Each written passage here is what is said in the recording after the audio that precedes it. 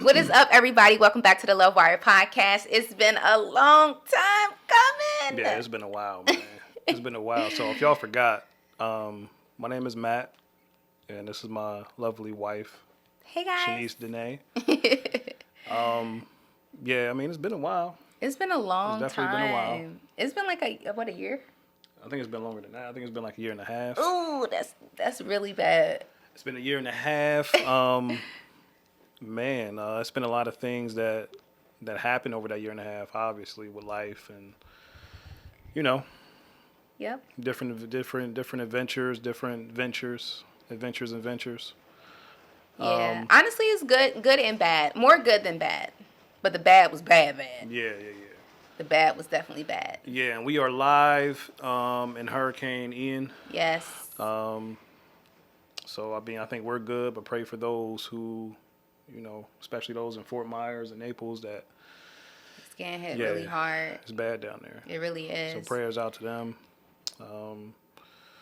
Yeah, it's kind of like a welcome to Florida type thing for those who are not. I mean, we're not from Florida, but we've been here for how many years? 7? 8? 7. 2015, so that's 7. 7 years. 7. Time is flying. Yeah, so I guess we should start with some updates.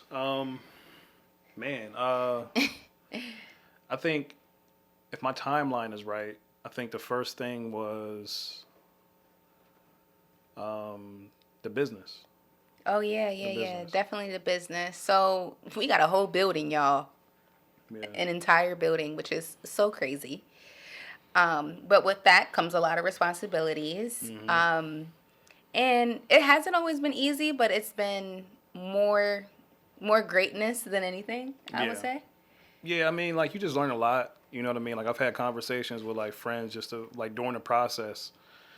And, just kind of put it in perspective. I think it was, like, September. Mm-hmm. Like, September last year, 2021, when we got the building. August.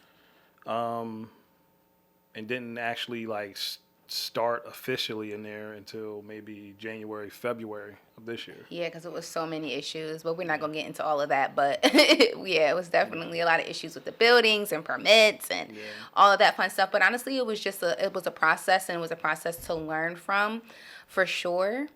I definitely would say that. Yeah, I mean, I think it's important just to, like in business, just understanding. Because we learned through a lot of things. Like, there was a lot of roadblocks, and I think that's important to point out that, you know what I mean, we learned through the process. And let me just tell you guys, like, I don't know what I am doing. Like, I legit don't know what I'm doing. Yeah. Like, I feel like people look at me and they're just like, oh, like, she just does it and da-da-da. Like, no, I don't know what I am doing. I am literally learning as I go. Yeah. Literally. I mean, and there's things that, like, maybe you would have known if someone would have told you. You know what I mean? But people don't want to share information, especially for free. I feel like that's the problem. Like, that is really the issue, is that people don't want.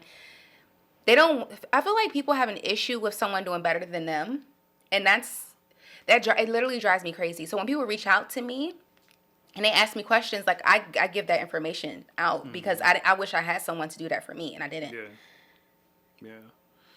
Yeah, and it's just like, it's a learning curve, you know what I mean? And I say that, I think that's important to point out, because it's just that, like, I know that, I hear a lot of stories of people going into business and they're hitting roadblocks and then giving up, or thinking that, like, it's easy to think that, oh, maybe this is not for me because here's an expense that I wasn't planning on. Here's a permit or a document that I need for the business that I didn't think about or didn't plan on, and I don't know how to fill it out. Yeah. So it's just about, hunkering down and figuring it out, you know what I mean? Like, asking questions, being persistent. Mm-hmm. A lot of emails went unanswered. A lot of phone calls went unanswered, you know what I mean? So a lot of things have been paid. Yeah. Because when I tell you, nickel and dime you. They will nickel and dime you, okay? Mm-hmm. Like, especially, like, when you have to, like, start up, even if something as small as, like, electricity, like, spend $1,000 on just getting that, like, checked. Like, I was just like, what? Yeah, for somebody just to walk through. Yes. And look at some things. And check outlets.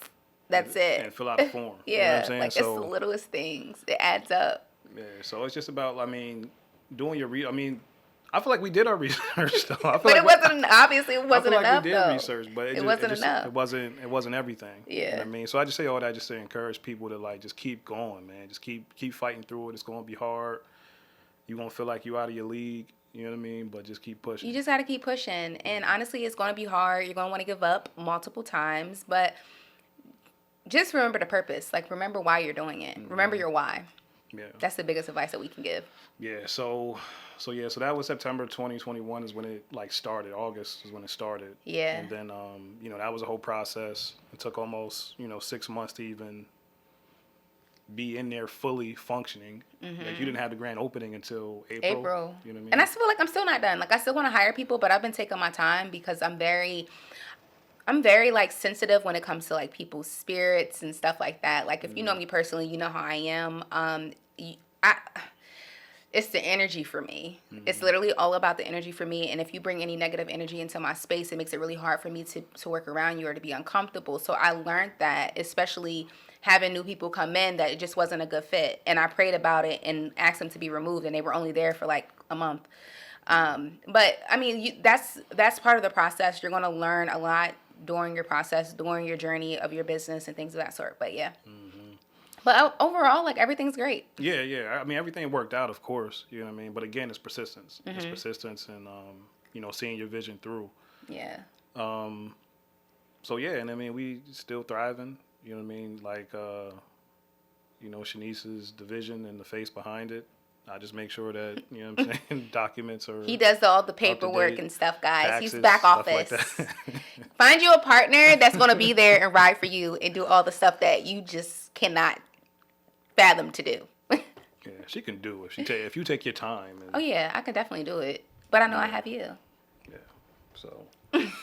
But yeah, so just being persistent. That's my takeaway from that. Being persistent and because at the same time with that, it was just figuring things out. It was our first year being married. You know what I mean? Career changes for me. Figuring out what it was that I wanted to do for sure. Yeah. So there was a lot of reasons for me to be like, man, I'm not trying to focus on this business stuff. But yeah, you know what I mean? It's persistence. Yeah. And then during that time, there was a lot of travel. You know what I mean? We traveled. We did. We traveled a lot. Went to Mexico twice. Well, I went to Mexico twice. She went to Dubai again. I went to Dubai again. I'm never going back. I'm done. I am Dubai'd out. Arizona, Houston, Miami. I feel like I'm forgetting something. Maybe that was it. Yeah, I think that was it. Maybe it was it. But sometimes you just have to take out that time for yourself, and especially with like when you're in a relationship, you just have to kind of, take time out for each other and just focus on the relationship. Yeah. Yeah. So I mean that was pretty much of what took up all of that time. It was definitely Chic Beauty took up most of it. Yeah, for sure. And like that just, it takes a toll, you know what I mean? It takes a toll focusing on everything and roadblocks and that and just not really putting what we love to do first. I mean, Chic Beauty, it's a love, but stuff like this. Yeah. You know what I'm saying? Like getting away from stuff like this. Yeah, I promised myself that I'm gonna focus on more on this particular podcast as well as like YouTube and just really get back into the things that I love to do, because I think Chic Beauty had took so much of my time that I wasn't really focusing on the things that really started me to be like who I am, really. Right. Like. Yeah, So. I mean, it was definitely a key thing for your business because most of if we looking at the conversion of like sales and stuff like that, it came from YouTube. You know what I'm saying? Most of it came from YouTube. You know what I'm saying? It did. So that was just important to get back into. But you creating a foundation. You know what I'm saying? To make things easier in the future. So it's not the worst thing. Yeah. You know what I mean? It ain't the worst thing to do. That's true. But we're definitely here. We're definitely back. We got a new setup, Yeah, and that's still improving too. You know, we're gonna get like a little neon sign. Yeah, we gonna love try to do wire. it right, y'all. We gonna try to do it right. Yeah. Being more consistent with the episodes. You know, just doing what we're supposed to be doing. Exactly. You know what I mean? And I'm trying to think what else as far as updates. That's pretty much it as far as updates. There was travel, and then I guess Travel and what is it? Travel and tragedy. oh I yeah. couldn't even get like the word out. It was like a tongue twister. Yeah, so I mean, I would assume by now you guys have watched Shanice's YouTube video about her miscarriage. Yeah. Yeah, I mean that was tough, man. That was really, really tough. So, like, I don't know if you want to recap some of the things you said. I mean, I can recap a little bit. In the video, I mean, this is not even just in the video. It's just like real life, real situations. I feel comfortable talking about it now because for me, I've always been a person that I like to communicate with people and I like to share my story. So even though like it hurt really bad, like I think it might have been like the second worst thing that I've experienced in regards to grieving. And yeah, it wasn't easy, but I wanted to talk about it because I felt like it's a taboo topic, and it's just a taboo topic to talk about, and it was something that I just wanted to share with you guys. So we found out we were pregnant. Well, I knew I was pregnant in July. I didn't take a pregnancy test because for the most part, Wait, July? Yeah, I knew I was pregnant in July. No. I knew I was pregnant in July. I'm learning something today, though. Yeah. So it's probably a few things that he's probably going to learn that's new in this podcast that I don't even think I talked to you about. But this is real. This is us.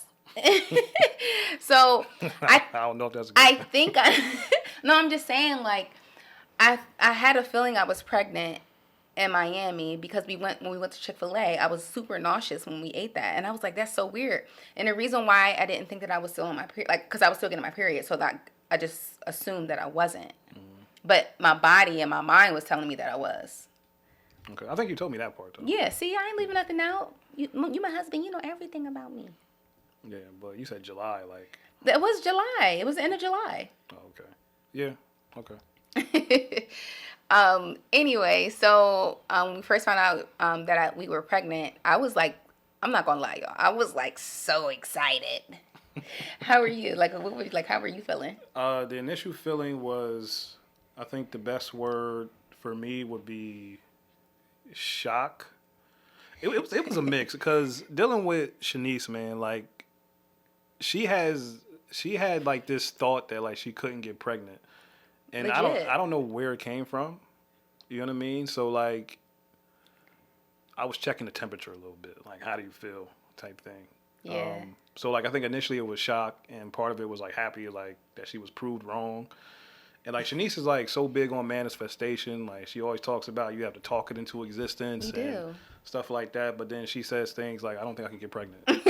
That was literally the only thing. I think it's because it was my deepest like, fear. Why can't we manifest pregnancy? Like, why are you... We can. Now we can. Okay. Now we can. So because of this tragedy, I changed my entire mindset. Literally, I changed my entire mindset because I had a personal conversation with God. Like, listen, I don't know what you guys believe in, but I had a personal conversation, and I think that's why my healing is so... I'm at peace, and I'm doing it with so much grace. Because I know that it's going to happen again. Yeah. Yeah, so like my initial reaction was shock.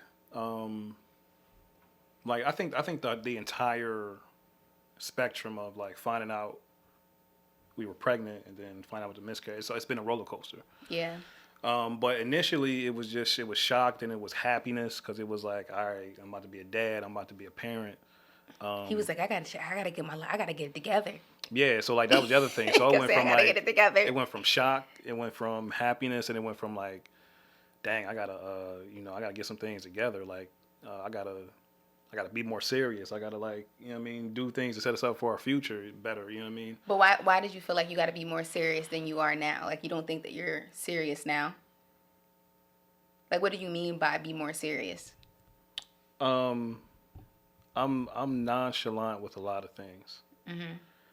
Like, as in like passive, like whatever, like just letting things like. Yeah. Like if you know, like the cats. Like if I know I need to clean out their litter box, I'm like, I might do that tomorrow. Yeah. Instead of like, let me get this out the way now. Like those type of things. You know what I'm saying? Like those are habits I feel like I need to change. You know what I mean? Like just little things like that, making sure things are in order. You know, there was a lot of things that we were working towards that wasn't here yet, and it's like, well, dang, we got to make these things happen faster. Like a house, like we really wanted to move into our, like we wanted to either build a home, etc. And we didn't get to that because of the market, but. Yeah, and then like different things. So it was like, all right, so we waiting on a house just because it's convenient right now. Because we were also just thinking about like downsizing as well. Like we were thinking about like if we downsize, we can save more money and you know, be in a better position. And get more house for what we want. Downsizing is different when you got a third cat and then you got a baby on the way. You know what I'm saying? So it was I feel like a cat lady. I hate it, but I love them. Yeah. So like that was like I need to get more serious type thing. Yeah. Like I have like a position waiting for me. You know what I mean? But I've been kind of dragging my feet on getting the credentials for this position. Yeah. You know, because it wasn't real until like it was like, all right, I need to be prepared for any and everything. So it was that. So that was kind of like my worry. Like I was never nervous about being a parent. I was never nervous about that. Oh, like that's like what I want. But I definitely wanted to get things in order, so it kind of kickstarted that. And then it went back to happiness because it was like, well, no, it didn't go to. Well, yeah, kind of. But then the emergency room. Remember, guys, he said that it was a roller coaster. Yeah, it definitely was because we went to the emergency room. This was before we found out about the miscarriage. We went to the emergency room, and then you know they start using terms like risk of miscarriage and you know talking about the hematoma and talking about the placenta being separated from the fetus. Like, I mean, like all these different things, and it's like risk of miscarriage. So it was like, all right, well, it was hard to be excited because. Because technically from the beginning I was considered high risk, and because of that it made it a little bit difficult. And then I was basically told to not do anything. Really, I should have just been 100% on bed rest, and I understand that now. But I'm not gonna lie to you guys. Again, we're very transparent. I was still taking clients, but I wasn't doing like body services or anything crazy like that. I was doing like mainly like filler appointments because they're easy. I can sit down. Like I'm not like really walking around and doing a lot. But I noticed that like even doing that, it was like a lot. Like I would come home and I would tell Matt like, oh, like I just feel like I don't feel good. Like I don't like I'm cramping and stuff like that. Yeah. So from the beginning it was high risk. So for me, I was still excited and I literally prayed over my stomach and I prayed every time I went to the bathroom. Like it was a lot. But I definitely tried my best to just really just embrace it all, no matter the circumstances, at least from my perspective. But yeah, so we had a lot of experiences during our time of being pregnant, especially the experience dealing with like basically racism. Yeah, but before we get to that, I just want to talk more about just the process of it. Okay, go ahead. So like, my bad, guys. You know, like I said, I was feeling after the emergency room visit, there was I started to kind of detach a little bit from the idea of being a dad and being, you know what I mean? Because I knew if I held on to it, it'd be super devastating for me if it didn't happen. That's understandable. So I tried to separate myself from it a little bit. So that was kind of like sort of like a dark cloud that was that was over the entire situation for me. But then there was a moment of happiness because then it was like, you know, one of my best friends, my brother, he having a kid too. So it was like, oh, so I'm about to be raising a kid with, you know what I mean? Your best friend. With my best friend. Yeah. So like that was a moment for me too. So that was a moment of happiness. You know, even though, you know, he's had a kid before, but it's just like I got somebody that I'm raising a child with, you know what I'm saying, outside of Shanice, obviously. But so there was some excitement about that. And then it was the the experience with Doctor Strange. Called him Doctor Strange.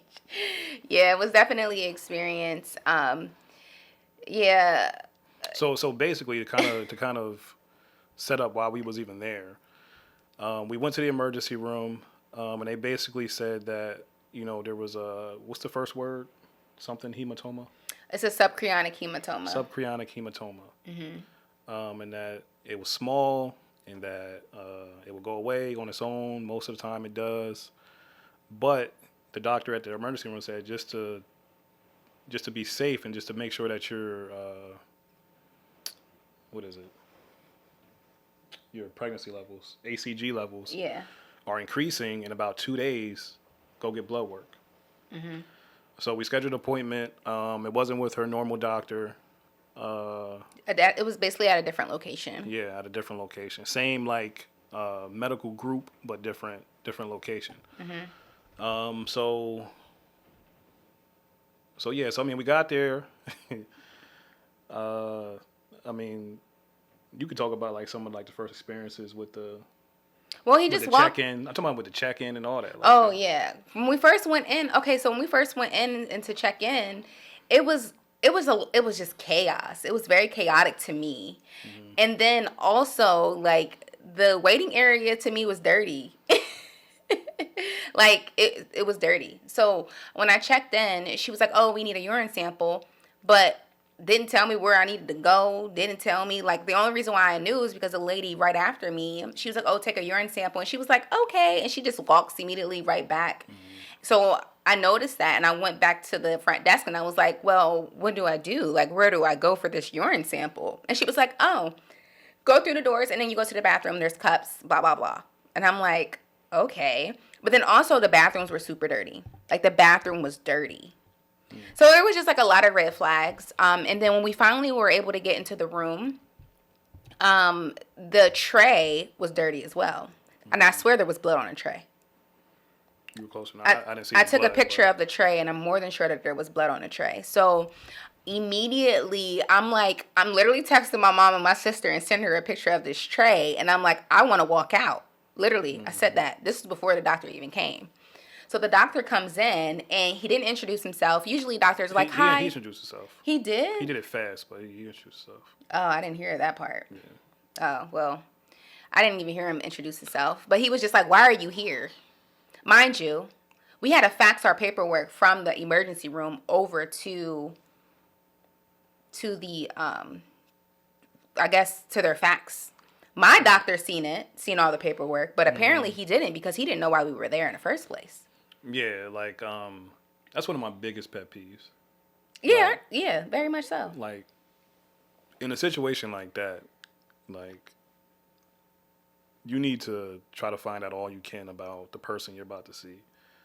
Like It's taking the time. As a therapist, like if I'm seeing somebody for the first time, like if we have an intake, I'm trying to gather all the information I can before I sit in front of this person.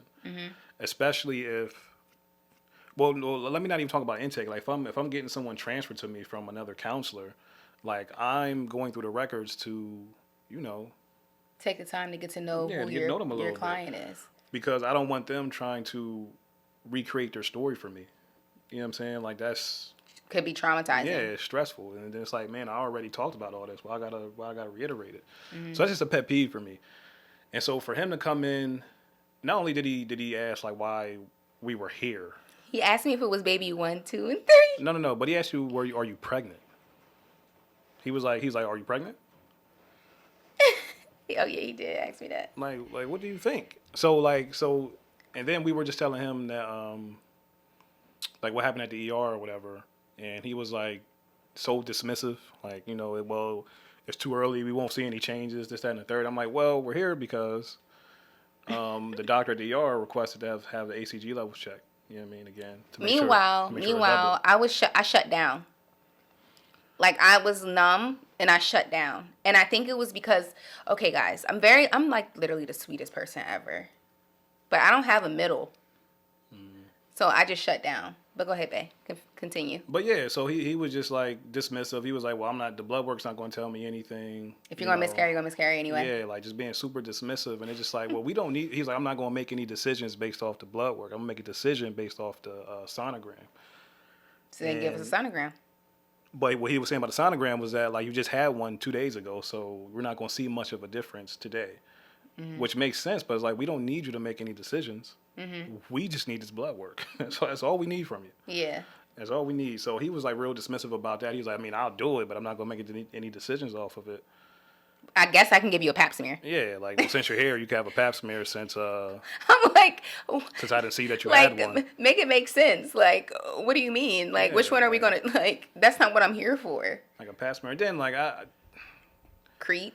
Can someone explain to me, anyone who watches this, who hears this, what is the purpose, or not the purpose, but why do men become OBGYNs?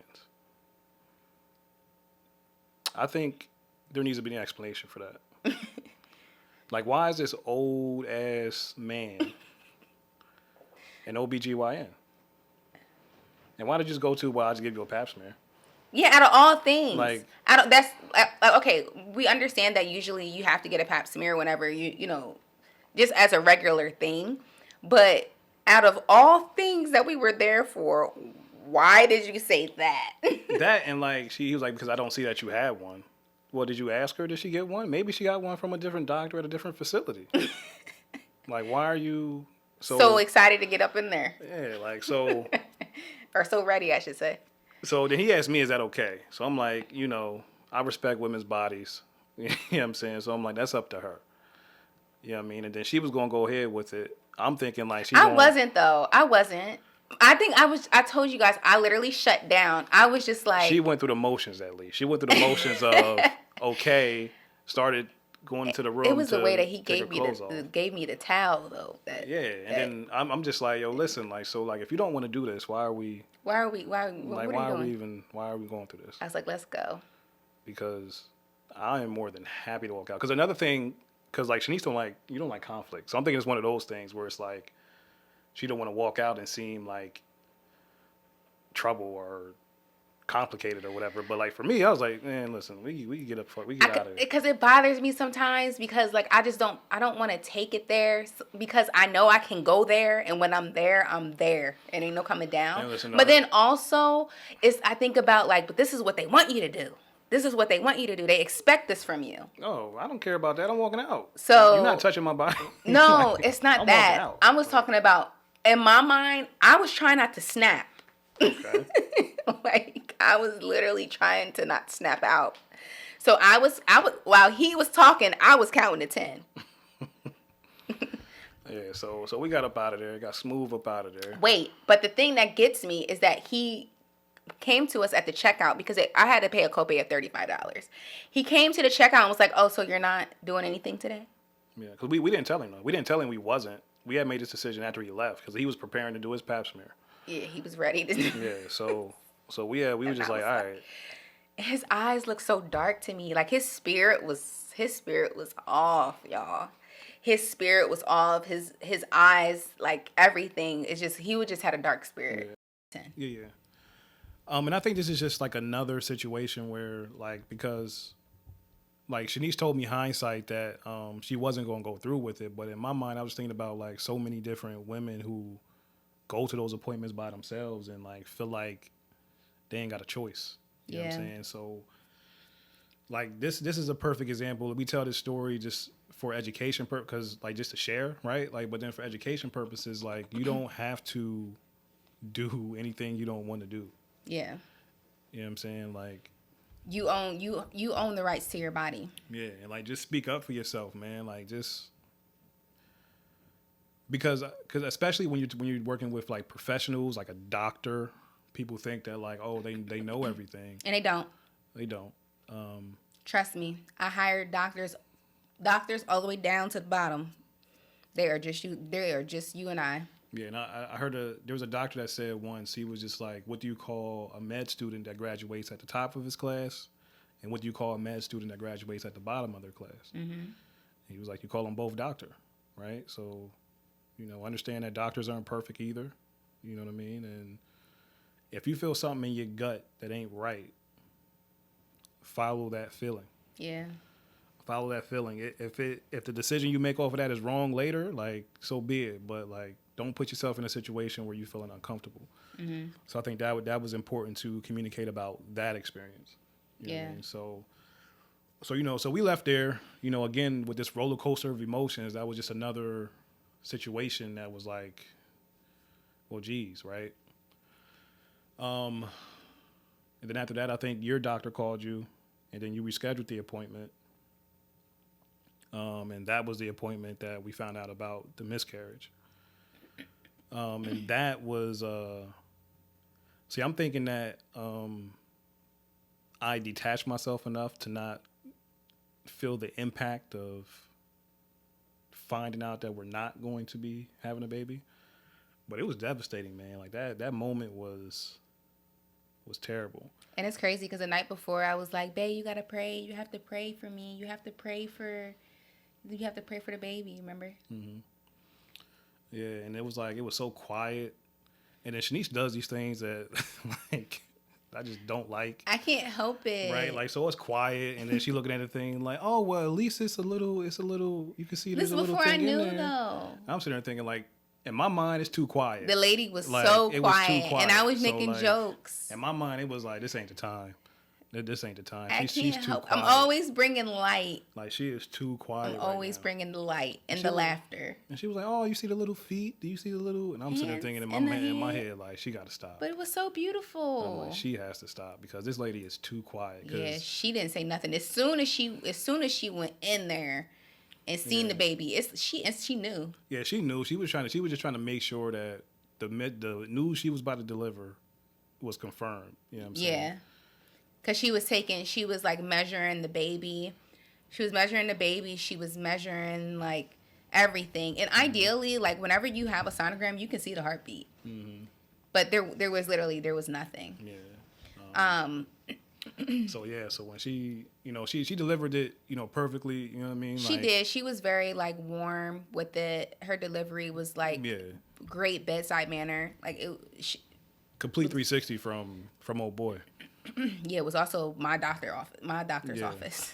Yeah, she delivered it, the best way she could.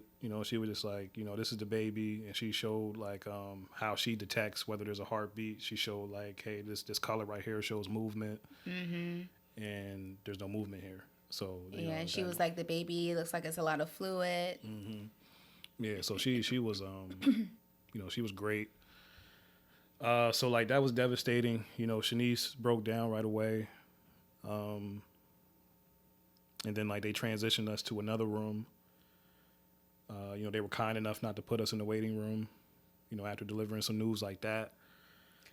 I don't even remember walking to the room that we walked to. Like that's how like out of it I was. I was completely out of it. Yeah, it was rough, man. It was rough. And then we got to the room, and then we still processing.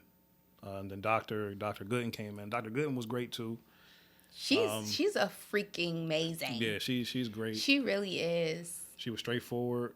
She was straightforward but warm. Yeah.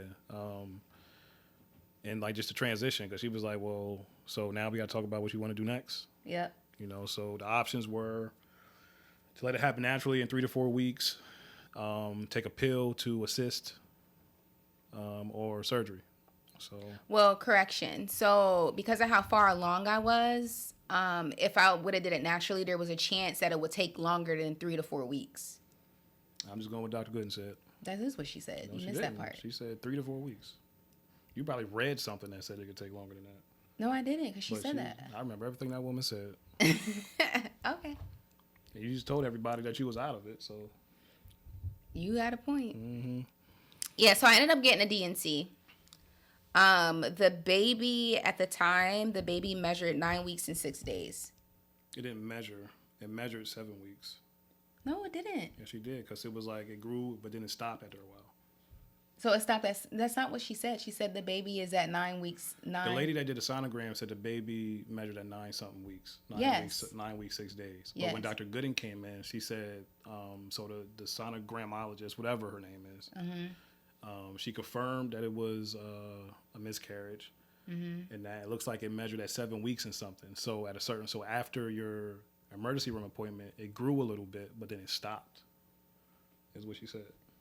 It grew a little bit, but then it stopped. So then how do you measure at 9 weeks and 6 days? How did the baby measure when we went in? How did it measure at 9 weeks and 6 days? I think she just went off the date you told her about your period, because that was 9 weeks. 6 no, days. It wasn't, because she measured the baby. Remember when she was doing the little? I understand what you're talking about, but when Dr. Gooden came in, she said that the baby measured at 7 weeks and 6 days or whatever, and she was like, so what that looks like is that after the emergency room visit, it grew a little bit, but then it stopped at some point. I didn't even hear her say none of that. I'm glad we got this on camera. I'm so happy we got this on camera. I didn't hear her say any of that. She literally told y'all that she don't remember walking to the room, but she remembers everything else. She remembers what was said, all that. What I'm telling you is that Shanice probably read something that said that, the miscarriage could happen later than 3 or 4 weeks. She said 9 weeks and 6 days.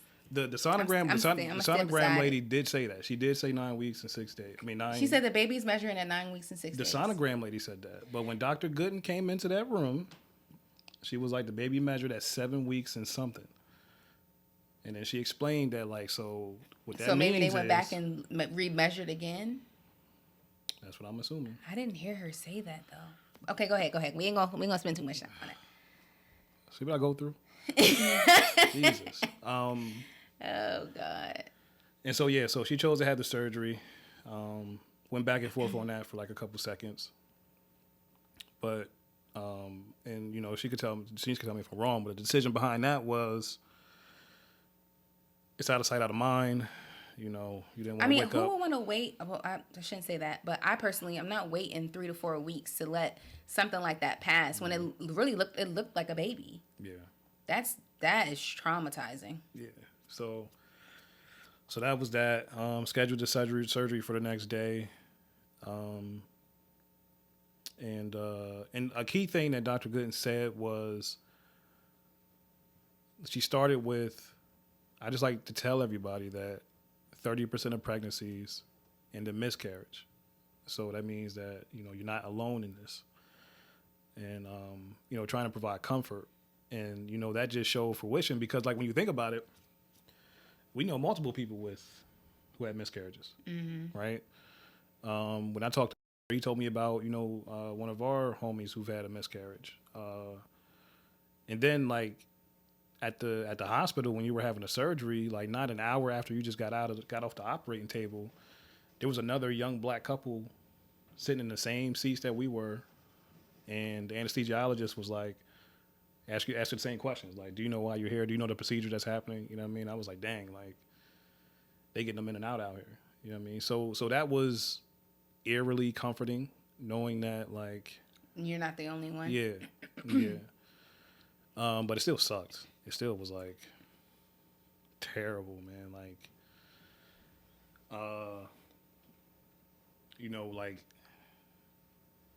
Shanice's thing is, I want to, like, talking about it with people was soothing for her. For me, I just wanted to be left alone. You know what I mean? Like, I just wanted to be left alone because I had to process that as Shanice did. And there's another part of it that, like, I felt like I couldn't grieve too hard because I still got to be there for Shanice. You know what I'm saying? Because there's an emotional component for Shanice, but there's also a physical. Like, it was emotional, watching you sore after the surgery. Like, it's like, dang, like, that's a constant reminder. Not a constant, but, like, it's still a reminder that something happened. Yeah, it was hard to walk, especially, like, the first and second day. Yeah, so, like, I felt like that I had to suppress some of it because I had to be there for Shanice. You know what I'm saying? Like, both of us can't be checked out. Like, somebody still got to feed the cat. Somebody still got to make sure we eating. You know what I'm saying? So I just wanted to focus on my wife, and I wanted to be left alone. You know what I'm saying? Especially like if you contacted me and you not checking on me. You know what I'm saying? You contacted me and you just you want something. You know what I'm saying? But a lot of people were supportive. So, you know, we definitely had some strong support systems around us. But like I didn't think it was gonna be that devastating for me. Like I really didn't. But it was. And you know, I just wanted to be there for my wife, man. I just wanted to make sure she was okay. I wanted to make sure that the process afterwards was easy for her, as easy as I could make it. But in that time, it was just like, he's like, dang, like, it's disappointing. Then I'm thinking about I gotta go back to work and constantly explain to people, which I didn't. I went back to work and everything was fine. People were respectful. But I wasn't looking forward to the whole, oh, how's your wife doing? How's the baby doing? Is everything all right? And then having to rehash that conversation. Yeah, because it's literally like a constant reminder. Yeah, especially since some of those people shouldn't have known anyway. You know, some people was people are so nosy. Yeah, like people was air hustling. You know what I'm saying? Finding out information. So I wasn't looking forward to that. But like I said, like people at work was great. So yeah, it took a while, man. It was like little moments where like I would wait till Shanese was comfortable and went to sleep after surgery, then I just go in my little corner and cry. Because I had to be on point for her. You know what I'm saying? I had to be on point for you. I had to make sure that you was okay. You know what I'm saying? So yeah, man, it was rough, yo. It was really rough. But I think and it made me just look at, because some of the conversations that me and Shanese had was like, next time, like, we going to be appreciating this. Like, we going to be, like, in the moment. We going to, like, look at this as a positive thing because, like, this process was so draining, and it shouldn't have been. You know what I mean? It shouldn't have been. So next time around, it's like, we got to just appreciate everything. We got to... Every little thing. Yeah. And not be so, like, anxious about the situation. Because at the end of the day, because another thing Dr. Gooden was saying, because the first thing Shanice said was like, I feel like it's my fault. And I was like, man, it's not. Like, it could have been many of things. It could have been many of things, man. Remember my deepest fear, though, y'all. What? I didn't think I can get pregnant. Oh, yeah. So that's why I'm like, I feel like it's my fault because I felt like I have like infertility issues. But there were so many things. Like, there was a list of things that could have been the reason. Like, because we were in Miami, you didn't know you were pregnant. Like, all the things we did in Miami. I got COVID, you know what I'm saying? Like, yeah. Drinking, just being out, you know what I'm saying? Like, being out in public. Like, there's plenty of the reasons why that could have went bad. And for the record, like, I know it's not my fault now. Like, yeah. I know that now. Yeah, but I was just, like, talking about, like, how we were, like, so anxious about the process. Yeah. And it should have been, like, just a beautiful thing, right? Excuse me. But we, you know, we talked it out. We, you know, started getting back to normal things. And, like, I would just suggest, like Shanice could talk about, like, for women, what may help. But for men, for me, what helped was just, like just doing things that kind of keep you busy and help you process, like whether that's cooking, you know what I'm saying, cleaning, you know what I mean? Like that's some of the things that I did. You know, I'm a gamer. I play the game, so that helps.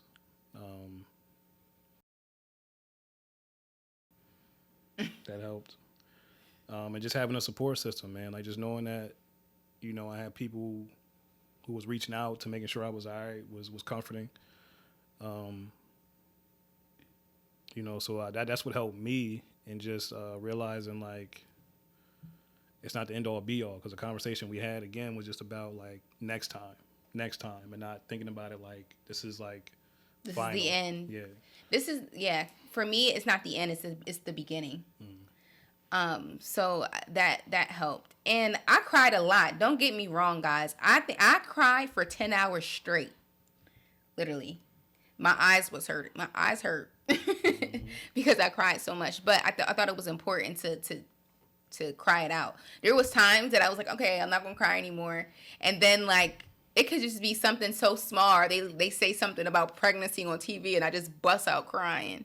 Yeah. You don't even realize how much like it's brought up and stuff until not just that, but we downloaded apps like. So we getting emails and notifications. Yeah, he had that. I asked him to put the app on his phone too, so he can get updates. Man, that app was amazing too. Like I love that app. Like it even had like support. Yeah, what to expect. It had like support groups on there. Like I would ask people so many questions, and I mean people would upload pictures, graphic pictures, and be like, "Is this normal? Am I miscarrying?" Like there was just the best app ever. Mm-hmm. Yeah, the best definitely a good app ever. So they had a function where you can report a loss, and like it would stop all of their promotional stuff, but like they had third parties that would send you stuff, so you got to cancel all them. But they had support groups on there for that particular group. Yeah. So like when you reported a loss, it basically put you into a whole nother group, which I love because it's like you don't want to keep getting constant reminders or updates or different discussions of people that are, going through their beautiful journey. And your journey is still beautiful, but it's just a different journey. Yeah. But I can say from a relationship perspective, like y'all, I love my husband so much. Like I love him. I told him I love him more now. She was like, "You took care of me." I was like, "You think I wasn't going to take care of you?" Like he legit took care of me. Like even when I was like pregnant and everything was good, like he would like ask me if I'm hungry. He would go to I was always hungry. He would go, y'all, and listen, he went to the grocery store every day for me. Like almost every day. Yeah, she was stressing me out. Yeah.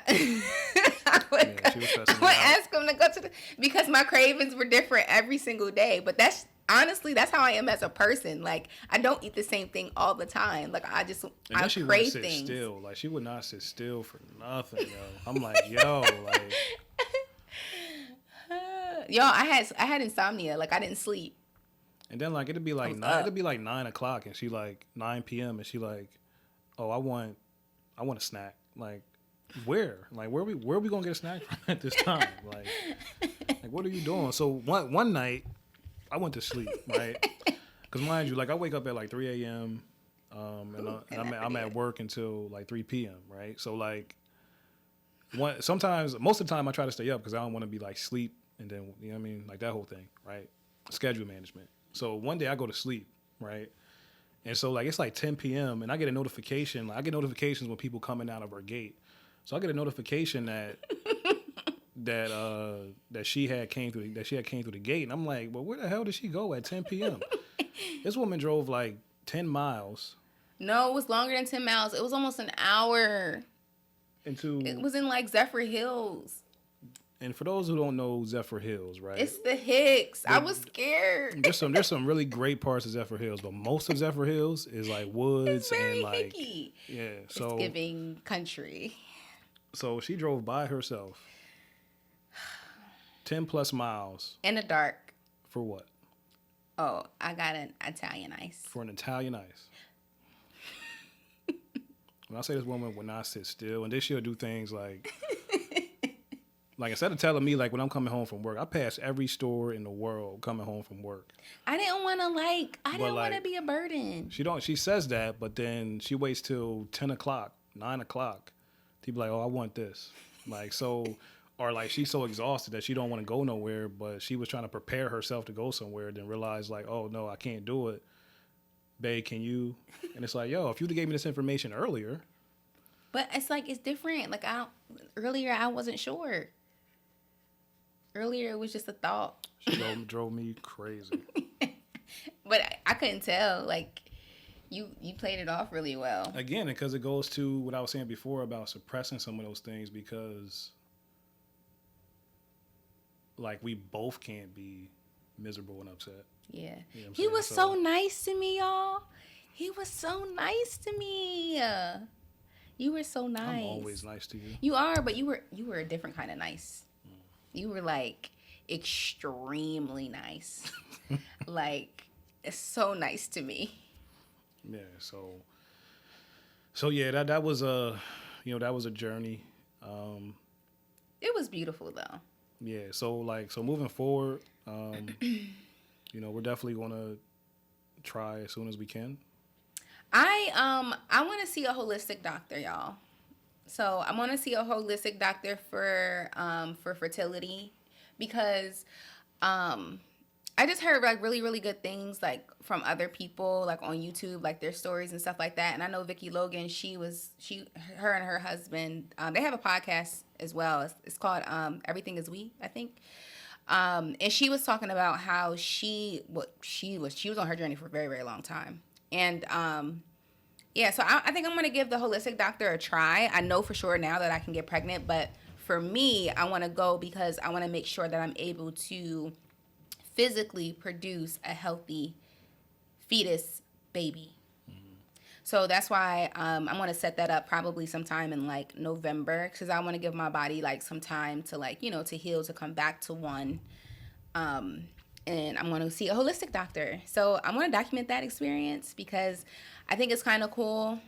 I don't really like taking medications anyway, so I think holistic is definitely bomb to give a try. And I did find one in the area, and it's like literally right by my salon. So how convenient is that? That's nothing but God. Yeah. Yeah, and so public service announcement on this next trip, on this next journey, y'all ain't going to know until we are absolutely sure. Yep. Absolutely sure. We are not telling a soul. Yeah. Until we are absolutely sure. Yep. And the reason behind that decision is because like I regretted telling people, not people, but I regretted telling certain people right away. Yeah. Like right away. Like, I didn't. I don't regret anything. Because I feel like the people that I told were the people that I thought that would be my support, and they were. Yeah. Definitely. Yeah, it's just. But it's a lot though. Like yeah. it when you tell a lot of people and it doesn't go the way that you think it will go, it becomes very overwhelming because you have to literally keep telling people the same thing, and then they all say the same thing back. Mm-hmm. So it's just like it's a lot.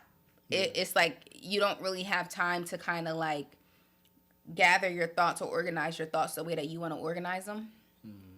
So I think that's one of the reasons why. And then even when you do, like even when you do gather your thoughts, like there's still like a list that you gotta go through. Like, oh, this person is gonna ask that person. We gotta let know. Like I didn't like the fact that there was a list of people I had to let know. Yeah. About the miscarriage, I didn't like that. Yeah. Like that was like. Because it's something that's really like it's intimate. Well, not that that's just intimate, but like my thing was I'm ready to like process and move on. Yeah. But that's the other thing about like this type of thing. Like you kind of got to be, you don't have to be, but like you have to be respectful of other people's concern for you. Mm-hmm.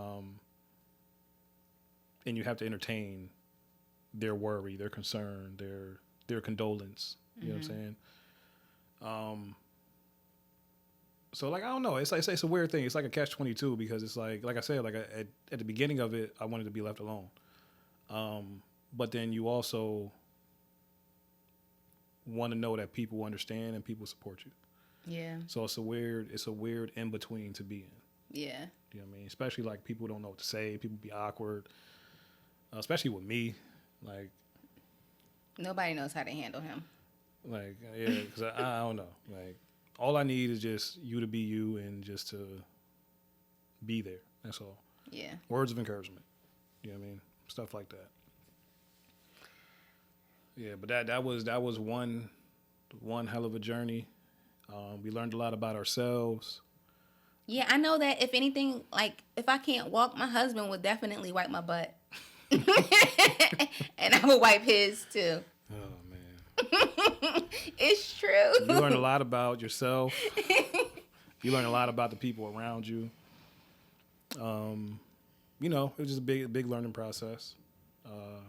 Like we said, like next time, it's going to be a joyous experience. It's not going to be any, I think... We might even make a movie. I think I want to make a movie. We were supposed to record this process, but... It was so it was so much. It was like, I don't think I'm gonna pull my camera out right now. Yeah. Yeah. But we learned a lot. I think we're better. I think we're better because of it. And stronger. Yeah, I think our relationship is stronger. I started thinking about just like marriage and like, I mean, obviously you can say your I do's. Yeah, that too. But like, you don't have to be like married to experience like this, right? Like, but it just made me think about marriage a different way, where it's like you and that person are, that's your person to experience things like this with. Because there's nobody who I could relate to in this way like you, because this was both our child. This was both of our journey in a way, even though like it was your body, right? But like it's our journey. And it's like, I just wanted to be there for her. I couldn't think of anything else but just like, I want to be there for her. I want to make sure she's okay. We're both hurting, but like we got to be able to get out of this. Yeah. You know what I mean? So you learn a lot, man. You learn a lot about who you are, who people around you are. I think it made us stronger, and we coming back for more. And it's gonna be a better experience next time around. Definitely. You know what's crazy? Going back to the app, the What to Expect app, there was a lot of like women on there that were talking about their husbands. And the one, she was just saying that she like her husband was so mean to her. Like when she would ask him to get her some food, and he would like get some food and just not give her anything and just eat right in front of her and stuff like that. And it just makes you think like there's a lot of like, I feel like I'm so blessed to have someone like you, because I didn't experience that, and I felt really sorry for her. Yeah. So like I feel like when you're in a relationship, it's just like you really need to make sure that you're in a relationship with someone that's going to be there for you through the good times and the worst and the bottom of the bottom. Insane. I felt so bad for her. Yeah, not a lot of men have that emotional intelligence, which consists of not understanding your emotions, like being able to control your emotions, being able to identify emotions. I think you talk to a lot of men, they have a hard time identifying what they're feeling. And I don't think I even said it on here, like what I was feeling. I think it was sadness. It was definitely sadness, disappointment. There was happiness in there. There was feeling proud. Like there was a lot of that. So like being able to identify emotions, but then also identifying how your behavior is affecting other people's emotions. Yeah. So like I know that if I'm there for my wife, she's gonna feel better. The process is gonna be easier for both of us. And, I'm being aware of her emotions. I'm being aware of how my presence is affecting her emotions.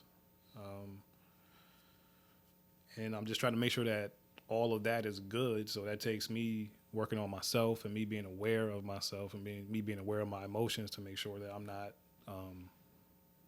impacting you in a negative way. That's like the most selfless thing ever that you can say. And I love that. Like, I just love you. I love you. I love you too. Yeah. So, if anybody, out there is experiencing something similar, we're open to answering questions. We're open to supporting words of encouragement, advice, things like that. Praying. I'll pray for you. Yeah. Prayer. Because I feel like we got through it, and we got through it better. It didn't take from us. You know what I'm saying? Like it didn't take anything from us. It added. Yeah. Oh, that was powerful.